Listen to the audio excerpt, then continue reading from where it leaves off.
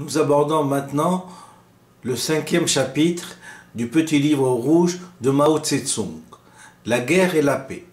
La guerre qui a commencé avec l'apparition de la propriété privée et des classes est la forme suprême de lutte pour résoudre à une étape déterminée de leur développement les contradictions entre classes, entre nations, entre États ou entre blocs politiques. Problème stratégique de la guerre révolutionnaire en Chine, décembre 1936, œuvre choisie de Mao Tse-tung, tome 1. La guerre est la continuation de la politique. En ce sens, la guerre, c'est la politique. Elle est donc en elle-même un acte politique depuis des temps les plus anciens. Il n'y a jamais eu de guerre qui n'ait eu un caractère politique. Mais la guerre a aussi des caractères spécifiques. En ce sens, elle n'est pas identique à la politique en général. La guerre est une simple continuation de la politique par d'autres moyens. Une guerre éclate pour lever les obstacles qui se dressent sur la voie de la politique, quand celle-ci a atteint un certain stade qui ne peut être dépassé par les moyens habituels. Lorsque l'obstacle est levé et le but politique atteint, la guerre prend fin. Tant que l'obstacle n'est pas complètement levé, il faut poursuivre la guerre jusqu'à ce qu'elle atteigne son but politique. C'est pourquoi l'on peut dire que la politique est une guerre sans effusion de sang et la guerre est une politique avec effusion de sang. Vive la République populaire de Chine. De la guerre prolongée, mai 1938, œuvre choisie de Mao Tse-tung, tome 2. L'histoire montre que les guerres se divisent en deux catégories, les guerres justes et les guerres injustes. Toute guerre progressiste est juste et toute guerre qui fait obstacle au progrès est injuste. Nous autres communistes, nous luttons contre toutes les guerres injustes qui entravent le progrès. Mais nous ne sommes pas contre les guerres progressistes, les guerres justes. Nous, communistes, non seulement nous ne luttons pas contre les guerres justes, mais encore nous y prenons part activement. La Première Guerre mondiale est un exemple de guerre injuste. Les deux parties y combattaient pour des intérêts impérialistes. Et c'est pourquoi les communistes du monde entier y sont résolument opposés. Voici comment il faut lutter contre une telle guerre avant qu'elle n'éclate. Il faut faire tous les efforts possibles pour l'empêcher.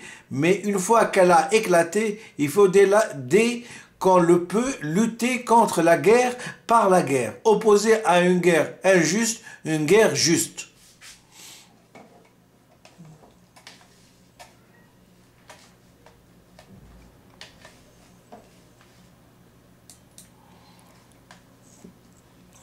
Vive la République populaire de Chine.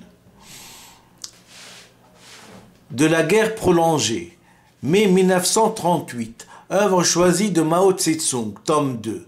Dans la société des classes, les révolutions et les guerres révolutionnaires sont inévitables. Sans elles, il est impossible d'obtenir un développement par bond de la société, de renverser la classe réactionnaire dominante et de permettre au peuple de prendre le pouvoir. De la contradiction, août 1937, œuvre choisie de Mao Tse-tung, tome 1. Une guerre révolutionnaire agit comme une sorte de contrepoison, non seulement sur l'ennemi, dont elle brise la ruée forcenée, mais aussi sur nos propres rangs, qu'elle débarrasse de tout ce qu'ils ont de malsain. Toute guerre juste révolutionnaire est une grande force. Elle peut transformer bien des choses ou ouvrir la voie à leur transformation. La guerre sino-japonaise a transformé la Chine et le Japon. Il suffit que la Chine poursuive fermement la guerre de résistance et applique fermement une politique de front uni pour que l'ancien Japon se transforme immanquablement en un Japon nouveau et l'ancienne Chine en une Chine nouvelle. Aussi bien en Chine qu'au Japon, les gens et les choses se transforment au cours des guerres et après les guerres. Vive la République populaire de Chine. De la guerre prolongée, mai 1938. Œuvre choisie de Mao Tse-tung, tome 2. Chaque communiste doit s'assimiler cette vérité que le pouvoir est au bout du fusil. Problème de la guerre et de la stratégie. 6 novembre 1938. Œuvre choisie de Mao Tse-tung, tome 2. La tâche centrale et la forme suprême de la révolution, c'est la conquête du pouvoir par la lutte armée. C'est résoudre le problème par la guerre. Ce principe révolutionnaire du marxisme-léninisme est valable partout en Chine comme dans les autres pays. Problème de la guerre et de la stratégie. 6 novembre 1938. Œuvre choisie de Mao Tse-tung, tome 2. En Chine, sans lutte armée, il y aurait de place ni pour le prolétariat, ni pour le peuple, ni pour le parti communiste et aucune possibilité de victoire pour la révolution. C'est à travers la guerre révolutionnaire de ces 18 années que notre parti s'est développé, consolidé et bolchevisé. Et sans la lutte armée, le parti communiste ne serait pas ce qu'il est aujourd'hui. Les camarades du parti doivent jamais oublier cette expérience payée de notre sang. Vive la République populaire de Chine. Par l'apparition de la revue communiste 4 octobre 1938, œuvre choisie de Mao Tse-tung, tome 2. Du point de vue de la doctrine marxiste sur l'État, l'armée est la partie constitutive principale du pouvoir d'État. Celui qui veut s'emparer du pouvoir d'État et le conserver doit posséder une forte armée. Certains ironisent sur notre compte en nous traitant de partisans de l'omnipotence de la guerre. Eh bien oui, nous sommes pour l'omnipotence de la guerre révolutionnaire. Ce n'est pas mal faire, c'est bien faire et c'est être marxiste. Les fusils des communistes russes ont créé le socialisme. Nous ne voulons créer une république démocratique. L'expérience de la lutte des classes à l'époque de l'impérialisme montre que la classe ouvrière et les masses travailleuses ne peuvent vaincre les classes armées de la bourgeoisie et des prolétaires fonciers que par la force des fusils. En ce sens, on peut dire qu'il n'est possible de transformer le monde qu'avec le fusil. Vive la République populaire de Chine. Problème de la guerre et de la stratégie. 6 novembre 1938. Œuvre choisie de Mao Tse-tung, tome 2. Nous sommes pour l'abolition des guerres. La guerre, nous ne la voulons pas, mais on ne peut pas abolir la guerre que par la guerre. Pour qu'il y ait plus de fusils, il faut prendre le fusil. Problème de la guerre et de la stratégie. 6 novembre 1938. Œuvre choisie de Mao Tse-tung, tome 2. La guerre, ce monstre qui fait s'entretuer des hommes, finira par être éliminé par le développement de la société humaine. Il sera même dans un avenir qui n'est pas lointain.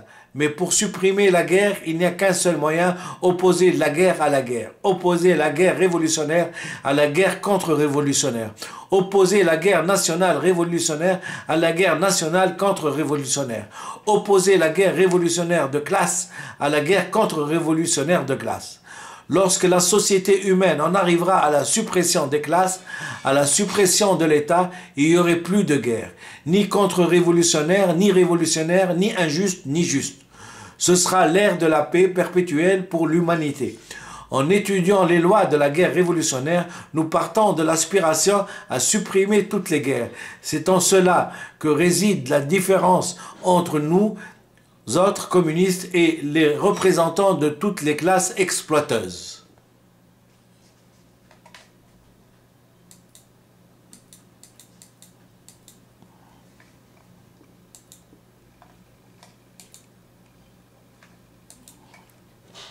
Vive la République populaire de Chine.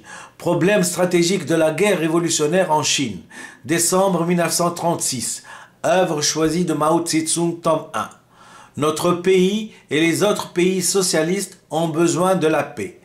Les peuples du monde entier également, seuls certains groupes monopolistes de quelques pays impérialistes qui cherchent à s'enrichir au moyen de l'agression, aspirent à la guerre et ne veulent pas la paix.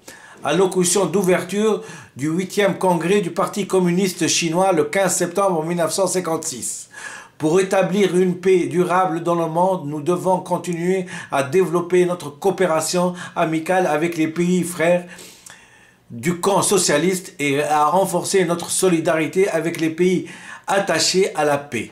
Nous devons nous efforcer d'établir avec tous les pays désireux de vivre en paix avec nous des relations diplomatiques normales sur la base du respect mutuel, de l'intégrité territoriale et de la souveraineté, ainsi que l'égalité et des avantages réciproques.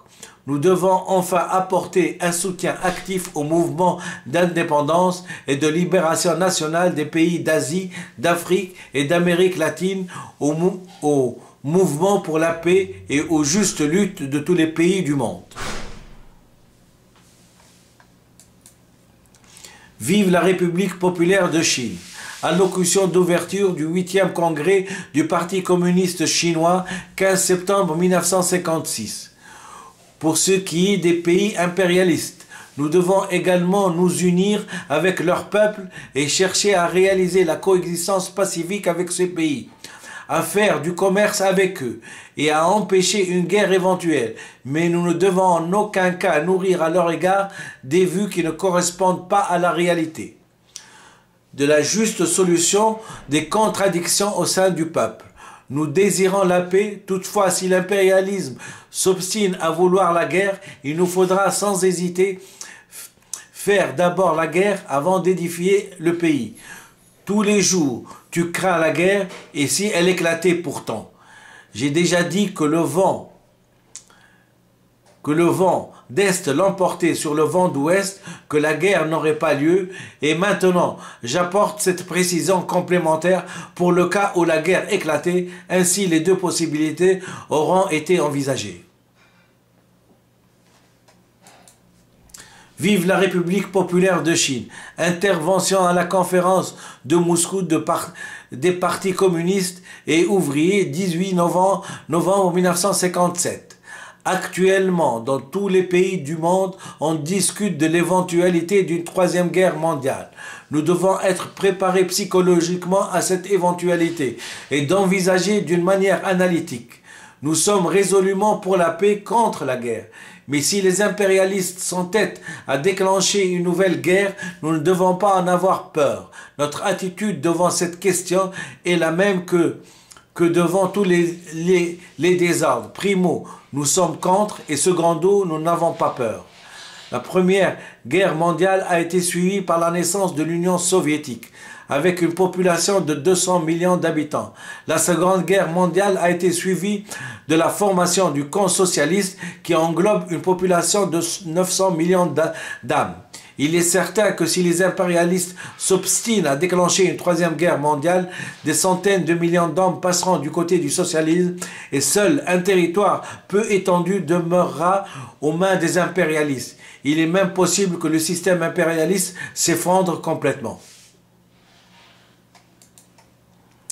Vive la République populaire de Chine. De la juste solution des contradictions au sein du peuple. 27 février 1957. Provocation de troubles, échec, nouvelle provocation, nouvel échec, et cela jusqu'à leur ruine. Telle est la logique des impérialistes et de tous les réactionnaires du monde à l'égard de la cause du peuple, et jamais ils n'iront contre cette logique. C'est là une loi marxiste. Quand nous disons l'impérialisme est féroce, nous entendons que sa nature ne changera pas et que les impérialistes ne voudront jamais poser leur coutelas de boucher ni ne deviendront jamais des Bouddhas, et cela jusqu'à leur ruine. Lutte, échec, nouvel échec, nouvelle lutte, encore, et cela jusqu'à la victoire. Telle est la logique du peuple, et lui non plus, il n'ira jamais contre cette logique. C'est encore la loi marxiste. La révolution du peuple russe a suivi cette loi. Il en est de même de la révolution du peuple chinois. Vive la République populaire de Chine. Rejetez vos illusions et préparez-vous à la lutte. 14 août 1949. Œuvre choisie de Mao Tse-tung, tome 4. La victoire doit en aucun cas nous faire relâcher cette vigilance à l'égard des complots insensés des impérialistes et de leurs valets qui cherchent à prendre leur revanche. Quiconque relâchera sa vigilance se trouvera désarmé politiquement et réduit à une position passive. Allocution du comité préparatoire de la nouvelle conférence consultative politique, 15 juin 1949, œuvre choisie de Mao Tse-tung, tome 4. Les impérialistes et leurs valets, les réactionnaires chinois ne se résigneront pas à leur défaite sur cette terre de Chine. Ils continueront à agir de connivence pour s'opposer au peuple chinois par tous les moyens possibles. Par exemple, ils enverront leurs agents s'infiltrer dans l'intérieur de la Chine pour y semer le désordre et susciter les désordres. Il est certain qu'ils ne renonceront jamais à ces activités.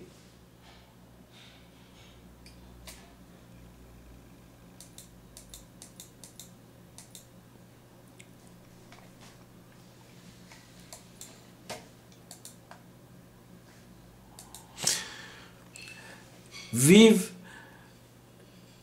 la République populaire de Chine, suite de la page précédente. Ou bien encore les impérialistes insisteront les réactionnaires chinois à bloquer les ports de Chine, en leur prêtant même le concours de leurs propres forces. Ils le feront aussi longtemps que cela leur sera possible. De plus, ils veulent se lancer dans de nouvelles aventures. Ils enverront des troupes faire des incursions dans nos régions frontalières, ce qui n'est pas impossible non plus. Il nous faut tenir pleinement compte de tout cela. Vive la République populaire de Chine. Allocution du comité préparatoire de la nouvelle conférence consultative politique du 15 juin 1949, œuvre choisie de Mao Tse-tung, tome 4. Le monde progresse, l'avenir est radieux. Personne ne peut changer ce courant général de l'histoire. Nous devons constamment faire connaître au peuple les progrès du monde et son avenir lumineux, afin d'aider le peuple à prendre confiance en la victoire. Sur les négociations de Chiang Kai-shek, 17 octobre 1945, œuvre choisie de Mao Tse-tung, tome 4. Les commandants et les combattants de l'armée populaire de libération ne doivent en aucune façon relâcher leur volonté de combat. Toute pensée qui tend à relâcher la volonté de combat ou à sous-estimer l'ennemi est erronée. Rapport de la deuxième session plénière du comité central du 8e congrès du Parti communiste chinois le 5 mars 1949, œuvre choisie de Mao Tse-tung, tome 4. Je vous remercie infiniment de m'avoir écouté. C'est un des chapitres les plus importants dans le petit livre de Mao Tse-tung, puisque c'est du rapport d'une situation de paix à une situation de guerre, et ce que c'est qu'une guerre juste et ce que c'est qu'une guerre injuste. Ce que c'est qu'une guerre qui aide les révolutionnaires à acquérir leur liberté, et une guerre injuste qui satisfait non pas la gourmandise, mais l'appétit gargantuesque des impérialistes. Je vous remercie infiniment.